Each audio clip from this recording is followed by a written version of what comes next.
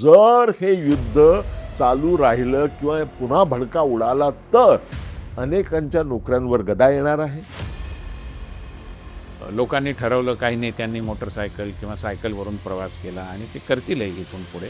याच्याही आधी अनेकांनी केलेलं आहे. त्याच्यामुळे आत्ता एकदम एवढी इंधनामध्ये एवढी प्रचंड वाढ वगैरे केली, हे सगळं जे आहे हे त्यांच्या आत्तापर्यंतच्या आर्थिक धोरणाच्या दिवाळखोरीचं लक्षण आहे. मला असं प्रामाणिकपणे वाटतं की हा जो सोन्याचा हव्यास आहे तो आपल्याला गरीब बनवतोय. आखाताचा संघर्ष अजून कंटिन्यू राहिला आणि पुढे 3-4 महिने जरी सिच्युएशन राहिली, स्टेट ऑफ हॉर्मुझचं ब्लॉकेड कंटिन्यू राहिलं, तर मात्र भारताला देखील याचा नक्कीच फटका बसू शकतो. 2 घास कमी खा. कशासाठी कमी खा? पहले मोदी जी ने कंट्रोल करना चाहिए, फिर बाकी लोग भी कर सकते. तुम्ही स्वतः 15-15, 20-20 गाड्यांचे ताफे घेऊन फिरतात, ते चालतं का? खाली मोदी भाषण आला आता एक कस्टमर आला नाही. या प्रतिक्रिया ऐकल्यानंतर एक गोष्ट स्पष्ट होते. पंतप्रधान नरेंद्र मोदी यांच्या आवाहनानंतर देश 2 भागात विभागला. एक म्हणतोय की देश संकटात आहे, जबाबदारी घ्या. दुसरा म्हणतोय की जबाबदारी आम्हीच का घ्यायची. जर हे दोन्ही प्रश्न खरे असतील तर उत्तर एकाच बाजूने येऊन चालणार नाही आणि म्हणूनच या संकटाच्या सगळ्या बाजू आपल्याला समजून घ्याव्या लागतील. कारण हे संकट समजून न घेता फक्त राग व्यक्त करून किंवा राष्ट्रभक्ती जागवून आपल्याला पुढचे काही महिने जगता येणं कठीण आहे. नमस्कार, मी गुरुप्रसाद आणि तुम्ही बोलबिडू बघताय.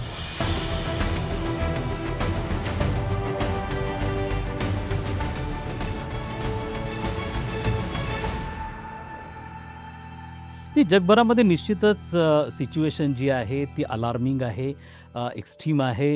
एक तर जागतिक विकासाचा दर हा अत्यंत कमी झालेला आहे आणि आखाताचा परिणाम 100% झालेला आहे. स्टेट ऑफ हॉर्मुझचं ब्लॉकेड गेल्या 3 महिन्यांपासून चालू आहे. त्यामुळे तिथनं टोटल ऑइलची जी सप्लाय चेन आहे ती डिस्टर्ब झाली. तेलाच्या किमती $100 क्रॉस झालेल्या आहे आणि सिच्युएशन जर अशाच पद्धतीने राहिली तर जग ह्या आर्थिक मंदीच्या दिशेने जाऊ शकतं. त्यामुळे परिस्थिती ही अत्यंत अलार्मिंग आहे. भारताने काही काळ याच्यामध्ये नक्कीचपणे तग धरलेला आहे, कारण भारताचा फॉरेक्स हा कम्पॅरेटिव्हली खूप चांगला आहे. ऑलमोस्ट $700 बिलियन फॉरेक्स आपला आहे. त्याचप्रमाणे आपण डायव्हर्सिफाईड आहे. आपला तेलाची जी इम्पोर्ट आहे 41 कंट्रीजकडनं आपण तेलाचा इम्पोर्ट करतो. परंतु जर आखाताचा संघर्ष अजून कंटिन्यू राहिला आणि पुढे 3-4 महिने जरी सिच्युएशन राहिली, स्टेट ऑफ हॉर्मुझचं ब्लॉकेड कंटिन्यू राहिलं, तर मात्र भारताला देखील याचा नक्कीच फटका बसू शकतो. एक तर अनेक ठिकाणचे रोजगार जाऊ शकतात किंवा कमी होऊ शकतात. मी वर्स्ट केस सिनेरिओ सांगतोय. जर हे युद्ध चालू राहिलं किंवा पुन्हा भडका उडाला तर अनेकांच्या नोकऱ्यांवर गदा येणार आहे. त्याचबरोबर काय होणार आहे की महागाई ही खूप वाढू शकते. ऑलरेडी थोडीशी वाढलेली आहे, परंतु आता महागाईचा भडका उडू शकतो. आणि महागाई ज्यावेळी वाढते, एक लक्षात घ्या, ज्यावेळी महागाई मोठ्या प्रमाणात वाढते त्याचा फटका सगळ्यात जास्त कोणाला बसतो? त्याचा फटका हा सर्वसामान्य नागरिकांना बसतो. असं म्हणतात इंग्लिशमध्ये की inflation is the most inequitous form of taxation. It hits poor the most.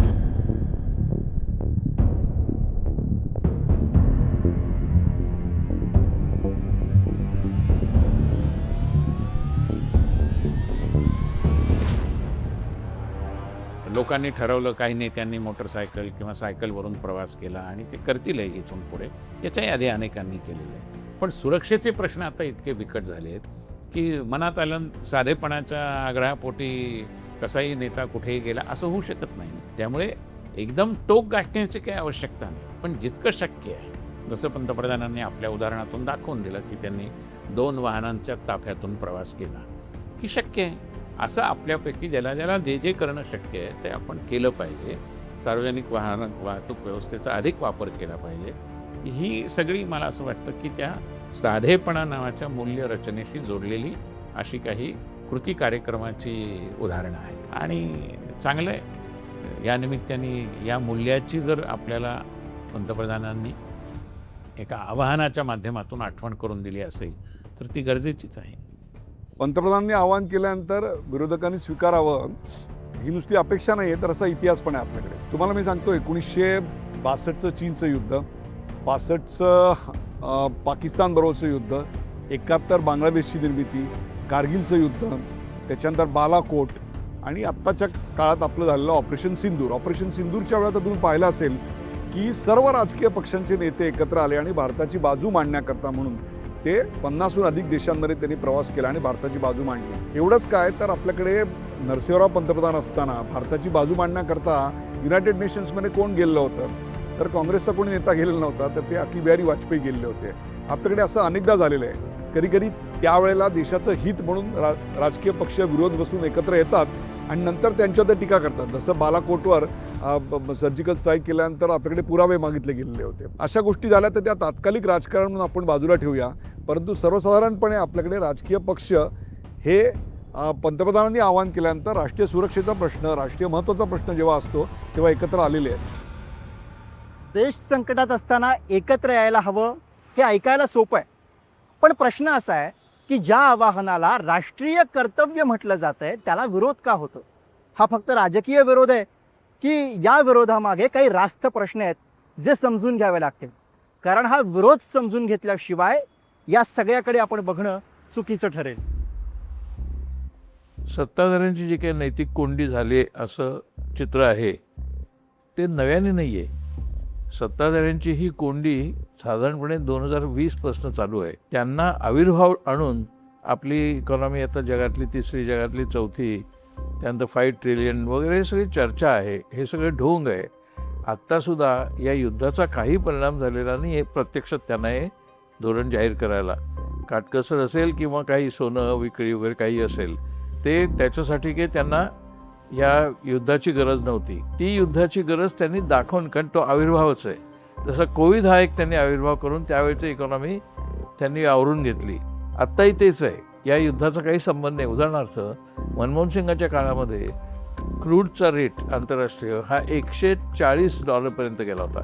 आत्ता तर 118 आहे. त्याच्यामुळे आत्ता एकदम एवढी इंधनामध्ये एवढी प्रचंड वाढ वगैरे केली. हे सगळं जे आहे हे त्यांच्या आत्तापर्यंतच्या आर्थिक धोरणाच्या दिवाळखोरीचं लक्षण आहे. मला असं वाटतं की पंतप्रधानांनी जर निवडणुका 5 राज्यात झाल्या त्या अगोदरच हे आवाहन केलं असतं तर ते राजकारण समजलं गेलं नसतं. प्रथम सुरू राजकारण केलं ते पंतप्रधानांनी एक प्रकारे, आणि त्याचं उत्तर राजकीय मिळालं विरोधी पक्षांकडून. पण याला अर्थकारणाची बाजू आहे ती अशी की भारताने जे स्टॉक्स आपले केले, पेट्रोलियम रिझर्व्स आहे किंवा तेलवायू जो आहे, तेल आणि वायू दोन्ही साठ, ते आपल्याकडे अगदी शेजारच्या चीनच्या तुलनेत अत्यंत कमी आहेत. 2 महिन्याचा स्टॉक आपल्याकडे आहे.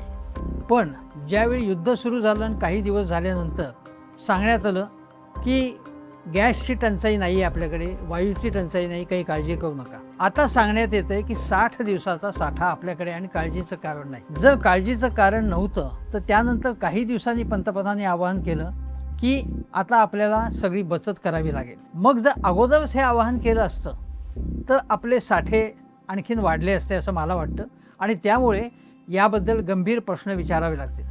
जर चूक म्हणायची असेल तर चूक अशी आहे की जवळपास आज 75 वर्षानंतर सुद्धा, म्हणजे 80 वर्ष आता खरी स्वातंत्र्याला होतील, हे लक्षात घेऊन सातत्याने आज आम्ही जे अपारंपरिक ऊर्जा स्रोतांबद्दल जे बोलतोय त्यांच्यावरती धोरणाचा झोत स्थिर ठेवून त्याच्यामध्ये आवश्यक ते संशोधन, त्याच्याकरता करावी लागणारी गुंतवणूक, त्यासाठी करावे लागणारे तांत्रिक सहकार्याचे करार, आणि सरकार कुठलंही आलं तरी ही आमची राष्ट्रीय प्राथमिकता आहे. या दृष्टीने सातत्यशील जर आपण ठेवला असता झोत तर कदाचित आज ही परिस्थिती गळ्याशी येऊन भिडली नसती.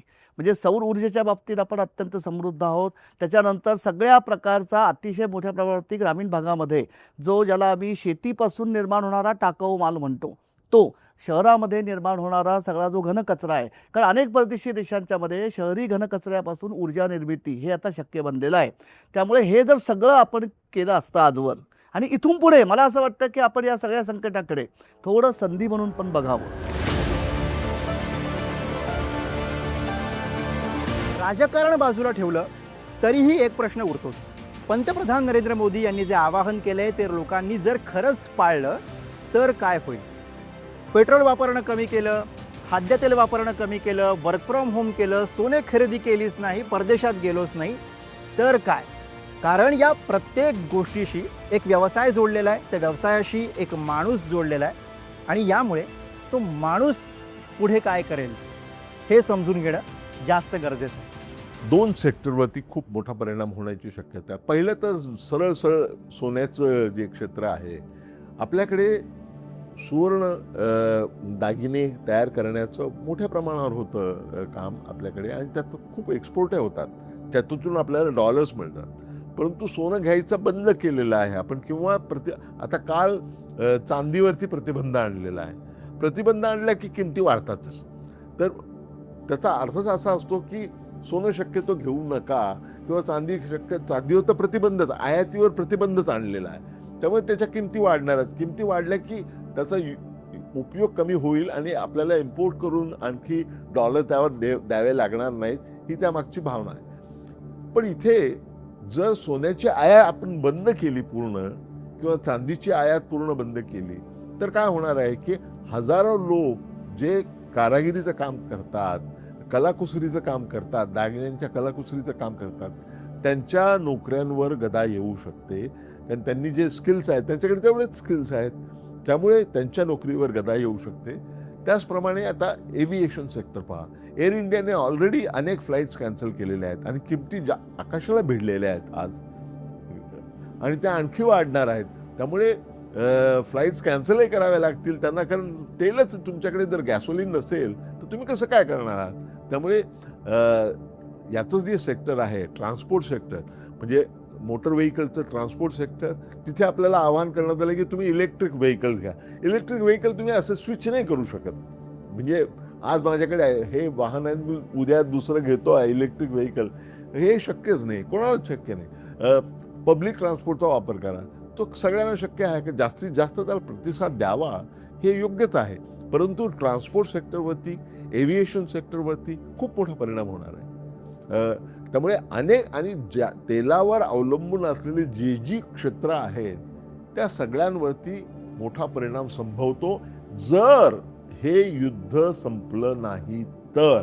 नाही, नक्कीच होणार आहे. मला असं वाटते की हे आव्हानच केलं गेलं आहे. या संदर्भात कडक धोरण देखील आता करणं गरजेचं आहे, कारण जवळपास 122 देशांनी धोरणं केलेली आहेत, त्यांनी केवळ आव्हान केलेलं नाही आहे. त्यामुळे आव्हानची पुढची स्टेप जी आहे ती पॉलिसीज कराव्या लागतील, आणि हे यासाठी गरजेचं आहे की आपला फॉरेक्स जो आहे हा साधारणतः 3 महिन्यांच्या काळामध्ये 38 अब्ज डॉलरनी कमी झाला.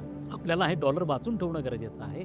आपला सध्याचा आकार $690 बिलियन हा एवढा आपला फॉरेक्सचा आकार आहे, आणि याच्यामध्ये जर आपण मागच्या वर्षी 150 अब्ज डॉलरचं तेल घेतलं, आणि तेव्हा तेलाची किंमत अप्रॉक्सिमेटली $70 होती, जी आता वाढून ऑलमोस्ट $110 झालेली आहे, आणि ती आणखीन वाढण्याची शक्यता आहे.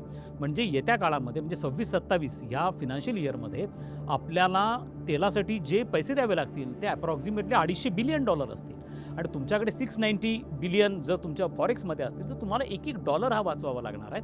आणि जेव्हा डेस्टिनेशन वेडिंग असतील, किंवा फॉरेन व्हिजिट्स ज्या आपल्याकडनं होतात, किंवा फॉरेन टूर्स ज्या होतात, किंवा ज्याला टुरिस्ट म्हणून आपले जातात, त्याचा आपण 17 बिलियन 17 अब्ज डॉलर्स आपण खर्च करतो. आपण सोन्याच्या इम्पोर्टवरती 72 अब्ज डॉलर खर्च करतो. आपण फर्टिलायझर्स इम्पोर्टवरती $27 बिलियन खर्च करतो. त्यामुळे हे सगळे डॉलर वाचवणं तुम्हाला गरजेचं आहे, कारण तुमची टॉप प्रायोरिटी ही तेल घेणं आहे.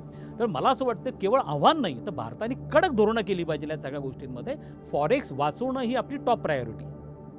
मला वाटतं की कॉर्पोरेट सेक्टरमध्ये, आता मी ज्यावेळेस कोविडचा अनुभव सांगतो त्यावेळेस मी डॉक्टर रेड्डीज या MNC फार्मा कंपनी आहे त्याच्यामध्ये मी काम करत होतो, आणि त्यावेळेस माझा संबंध हा तिथे मी अलायन्स मॅनेजमेंटचं काम पाहायचो. तो जगभरातल्या ऑलमोस्ट 20-25 अलायन्सेस मी पाहायचो, ते जगभरातल्या कंपन्या. त्यामुळे मला तिथं बाकीचे देश काय काय करत आहेत, स्वीडनपासून अगदी कोरियापर्यंत कुठं कुठं काय काय होतं याचा एक एक्सपोजर पण आलं होतं की लोक तिथं कसं काम करत आहेत. स्वीडनने तिथे लॉकडाऊन केलं नव्हतं, ते त्यांच्या पद्धतीनं गेले होते, आणि त्यांना त्यांचा एक वेगळा हे मिळाला, फायदा मिळाला. पण तो देश छोटा आहे, त्याच्याने भारताची तुलना होऊ शकत नाही.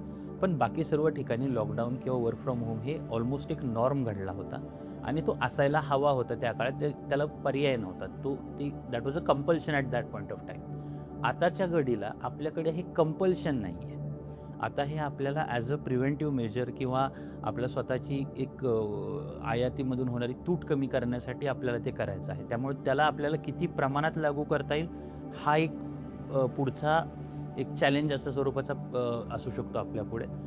त्याच्यामुळे त्याच्यात गव्हर्नमेंट किती हे करतं, कॉर्पोरेट सेक्टर त्याला किती सपोर्ट करतं, आणि त्याच्यामुळं जो ॲक्च्युली इफेक्ट बघायला मिळेल तो त्यानुसार बघायला मिळेल.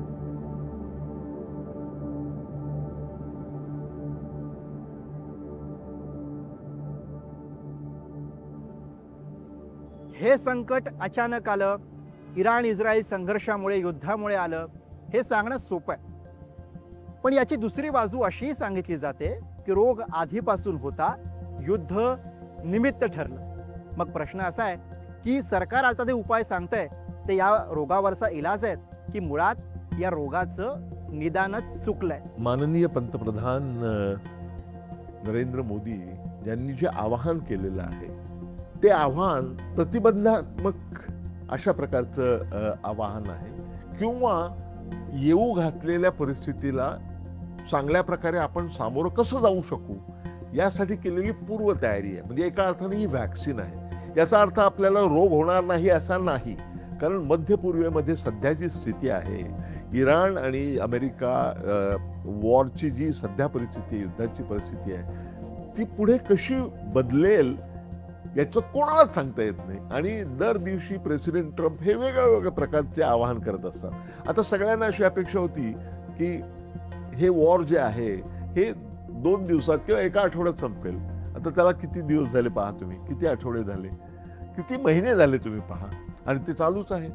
आणि सगळ्यांच्या आशा पल्लवित झाल्या होत्या की आता चीनचे अध्यक्ष शी आणि president Trump, American president Trump यांची भेट झाल्यानंतर यातून सर्वमान्य तोडगा निघेल, होर्मुझची सामुद्रधुनी आहे ती मोकळी होईल आणि सगळ्या ज्या मालवाहू जहाजं जी अडकलेली आहेत ती मार्गी लागतील, आणि मग सगळीकडे जगामध्ये जी टंचाईची परिस्थिती, विशेषतः तेलाबद्दल जी टंचाईची परिस्थिती निर्माण झालेली आहे ती आपोआप दूर होईल अशी अपेक्षा होती. परंतु अजून तरी तसं स्पष्ट संकेत मिळालेले नाहीत. त्यामुळे हे युद्ध यानंतर कसं टर्न घेईल याबद्दल काहीच सांगता येत नाही.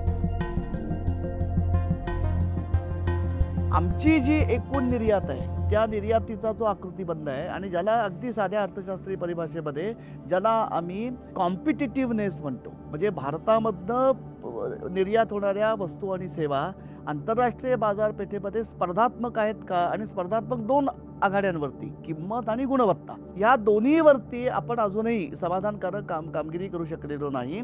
त्यामुळे परिणामी परकीय चलनामध्ये भर पडण्याचे जे सगळे मार्ग आहेत, मी असं म्हणत नाही आहे की आम्ही चीनसारखं करायला हवं होतं, कारण चीनने पहिल्यापासून निर्यात प्रधान धोरण अवलंबलं, आम्ही ते केलं नाही. त्याला अनेक पुन्हा बाकी कारणं आहेत, पण सगळ्यात महत्त्वाची गोष्ट अशी आहे आमची देशी बाजारपेठ खूप मोठी आहे. त्यामुळे ह्या 2 गोष्टी, या ज्याला आम्ही स्ट्रक्चरल म्हणतो, की आमच्या निर्यातीचा आकृतीबंध, निर्यात वाढीला असणाऱ्या अंगभूत मर्यादा, त्यामुळे परकीय चलनाची गंगाजळी ज्या वेगाने वाढणं अपेक्षित आहे त्या वेगापर्यंत आम्ही आतूनही जाऊ शकलेलो नाही. हे लक्षात घेता 2 गोष्टी, की आहे त्या सामग्रीचा काटकसरीने वापर, ज्याला आम्ही रॅशनलायझेशन म्हणतो, म्हणजे सुसूत्रीकरण मागणीचं करणं, आणि तिसरी महत्त्वाची गोष्ट म्हणजे परकीय चलनाची जी आमची गंगाजळी आहे ती एकीकडे वाढवण्याचा प्रयत्न करत असतानाच आमच्या देशी स्रोतांवरती अधिकाधिक भर देणं. वर्क फ्रॉम होम किंवा डिस्टंटली वर्क करणं, रिमोटली वर्क करणं, याच्याकडे सगळ्यांचा कल असायला हवा. एखाद्या माणसाने कसाऱ्याहून, कल्याणहून किंवा कर्जतहून साऊथ मुंबईमध्ये यावं 1-1.5 तासाचा प्रवास करून, आणि परत त्याचं 8-9 तासाचं काम करून परत 1.5 तास त्याने ट्रेनमध्ये परत प्रवास करावा. हे सतत व्हावं, किंवा माणसाच्या आयुष्याचे रोजचे 24 तासापैकी 3 तास जर तो प्रवासात घालवत असेल तर ते त्याच्या आयुष्यातल्या वेळेचं अत्यंत वाईट प्रकारचं युटिलायझेशन आहे. आणि आपल्याकडचं जे ऑफिसमध्ये जाऊन काम करायचं जे कल्चर आहे त्याच्यामध्ये फक्त एफिशियन्सी हा कारण नाही आहे. आपल्याकडे आपण एक फ्युडल माइंडसेटमध्ये आपण जगणारी लोक आहोत. आपल्याकडे ब्रिटिश गेले तरी ते फ्युडल माइंडसेट अजून पण शिल्लक आहे. त्यामुळे ऑफिसमध्ये जोपर्यंत आपला सबऑर्डिनेट, आपला ज्युनियर हा आपल्याला समोर दिसत नाही तोपर्यंत बॉसला बॉस असल्यासारखं वाटत नाही. तर हे एक कल्चरल आहे. हा कल्चरल शिफ्टसुद्धा आपल्याला करावा लागेल. हा फक्त फ्युएल किंवा वॉर लाईक सिच्युएशन याच्यामुळे होणारी गोष्ट नाही आहे. आपल्याला हे as a part of culture आणि एक नवीन वर्क प्रॅक्टिसेस आपल्याला ह्याच्यामध्ये बिल्ड कराव्या लागतील. जगातल्या बऱ्याच देशांनी ते ऑलरेडी सुरू केलेले आहेत आणि त्यांना बेटर रिझल्ट्स मिळतात. दरडोई उत्पन्नाचा विचार केला तर आपण 100च्या खाली आहोत, म्हणजे अर्थव्यवस्था 4थ्या क्रमांकावर, आणि दरडोई उत्पन्नाचा विचार केला तर 100च्या खाली. हे चित्र जर बदलायचं असेल तर उत्पादन क्षेत्रामध्ये खूप मोठ्या प्रमाणात गुंतवणूक व्हायला पाहिजे. आज सोन्याची आपली जी खरेदी आहे ती दर वर्षाला 24% वाढत चालली आहे. जगातल्या कुठल्याही देशात कुठल्याही काळामध्ये इतकी भीषण वाढ झालेली नाही. दुसरी गोष्ट, 16% जगातलं सोनं खरेदी एकटा भारत करतो. We are the 5th largest gold importing nation त्यामुळे या सगळ्या पार्श्वभूमीचा विचार करता मला असं प्रामाणिकपणे वाटतं की हा जो सोन्याचा हव्यास आहे तो आपल्याला गरीब बनवतोय. आणि गंमत म्हणजे ज्या देशांकडनं आपण सोनं घेतोय त्या सोन्याच्या खाणींमध्ये ज्या फायनान्स कंपन्यांनी पैसे गुंतवलेत त्यांच्या होल्डिंग कंपन्या ज्या आहेत त्याच कंपन्या आपल्याकडे फॉरेन डायरेक्ट इन्व्हेस्टमेंट टाकतायत. म्हणजे आमच्या सोन्याच्या खरेदीसाठी आम्ही पैसे द्यायचे आणि त्या पैशातनं पैसे मिळवून हे लोकांनी पुन्हा आमच्या कंपन्यांमध्ये पैसे गुंतवायचे आणि त्यातून पुन्हा परतावा घेऊन जायचा. त्यांचे देश सुखसंपन्न आणि इन्फ्रास्ट्रक्चरने युक्त असणार आणि ते पाहिल्यानंतर आम्ही विचारणार भारतात असे आजचे दिन कधी येणार. ही सगळी मांडणी करत असताना आपल्याला हेही विसरून चालणार नाही की भारत हा असा देश आहे की जिकडे श्रीमंतातली श्रीमंत माणसंही राहतात आणि गरीबातली गरीब आहे. म्हणजे एकाच वेळी या भारतामध्ये अदानी अंबानीच्या श्रीमंतीची आणि त्याचबरोबर धारावीतल्या गरिबीचीही चर्चा होत असते. त्यामुळे या सगळ्या संकट काळामध्ये गरीब माणूस, सर्वसामान्य माणूस याच्यावरती जे संकट ओढवणार आहे त्याचा विचार होतोय का हे समजून घेणं सुद्धा महत्त्वाचं आहे. महागाई नियंत्रणामध्ये आणण्यासाठी सरकारकडनं काय सुरू आहे? काहीच सुरू नाही आहे. मग मधूनच त्या सांगतात की आता आम्ही विमान प्रवासामध्ये सवलत देणार आहोत. त्याला काय, ते विमान प्रवास काही सर्वसामान्य मनुष्य करत नाही काही. सर्वसामान्य माणसाला म्हणजे त्याच्या ज्या गरजा आहेत त्या गरजांवरती तिथे जी महागाई आहे त्या महागाईवरती कुठं काय परिणाम झाला आहे? काहीच नाही परिणाम झाला. उलट कित्येक ठिकाणी आत्ता काय काही वस्तू उपलब्ध सुद्धा नाही आहेत केवळ यांच्या ह्या धोरणामुळे. महागाई ही या परिस्थितीमध्ये अटळ आहे. ते शेवटी दाहक पण कटू सत्य आहे. आणि अशा परिस्थितीमध्ये एक शक्यता अशी होऊ शकते निर्माण की जर महागाईचा जो काही तेवर आहे त्याला जर पायबंद घालायचा असेल तर उद्या रिझर्व्ह बँकेला, ज्याला आम्ही कठीण पतधोरण म्हणजे अत्यंत रिस्ट्रिक्टिव्ह मॉनिटरी पॉलिसी असं जे आपण म्हणतो ते जर अवलंबावं लागलं तर आपोआपच व्याजाचे दर वाढतील. व्याजाचे दर वाढले की आपण जे म्हणतोय की ज्यांनी व्याजदराने म्हणजे उधारीवरती घराकरता असेल, शिक्षणाकरता असेल, गाडीकरता असेल, पर्यटनाकरता असेल कर्ज घेतली असतील आणि ती जर तरत्या व्याजदराने घेतली असतील तर त्यांच्यावरचा व्याजाचा जो भार आहे तो वाढेल. सगळ्यात त्याच्यात शेवटचा मुद्दा जी अधिक काळजीची परिस्थिती आहे ती म्हणजे की एकदा महागाईचा जर ज्वर सुरू झाला ना की आमचं सगळं अर्थकारणाचं चक्र जे आहे ते विस्कळीत बनतं. असे पेट्रोलचे भाव काल वाढले, पण जर सरकारने पेट्रोलियम पदार्थांच्या भावाचं निर्नियंत्रणाचं एक सूत्र ठरवलं असतं, पूर्णपणे निर्नियंत्रण, तर ते भाव 25-30 रुपयांनी याच्या आधी काही महिने वाढले असते. मग हे वाढू दिले नाहीत. हे जो समाजातला वंचित, शोषित, पीडित असा वर्ग आहे त्याच्याकरताच आहे. आता केवळ त्या वर्गाकरता वेगळं असं करता येत नाही.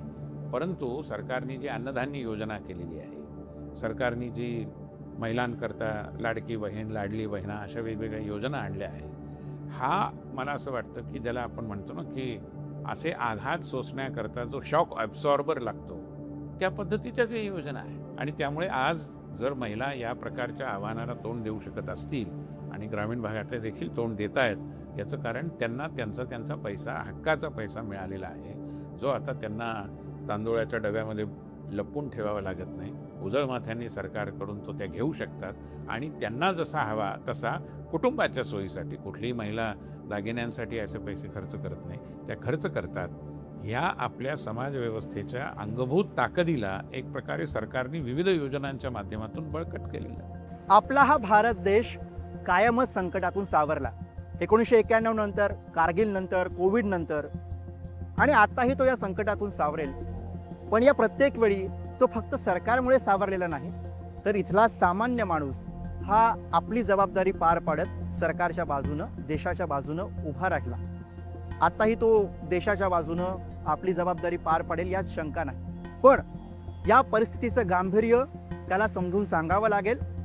सरकार या बाबतीमध्ये गंभीर आहे हे सरकारला आपल्या कृतीतून दाखवून द्यावं लागेल. आणि मुळात विरोधकांना सुद्धा या सगळ्यामध्ये या परिस्थितीला सरकारला जबाबदार धरत असतानाच या मुद्द्याच्या पलीकडे जाऊन या सगळ्यात देशहिताचं काय आहे याची मांडणी करावी लागेल. या संकट काळातल्या ॲक्शन प्लॅनवरती सरकारला प्रश्न विचारावे लागतील. लक्षात घ्या, देश आपला आहे, त्यामुळे सरकार कोणाच्या विचारांचं आहे याच्याही पलीकडे जाऊन देश आपला आहे या भावनेनं संकट काळात देशाच्या बाजूनं आपल्याला उभं राहावं लागेल. त्या व्हिडिओसाठी कॅमेरा हाताळलेला आहे माझा सहकारी अमर सकपाळ याने. बोल भिडूसाठी मुंबईतून मी गुरुप्रसाद.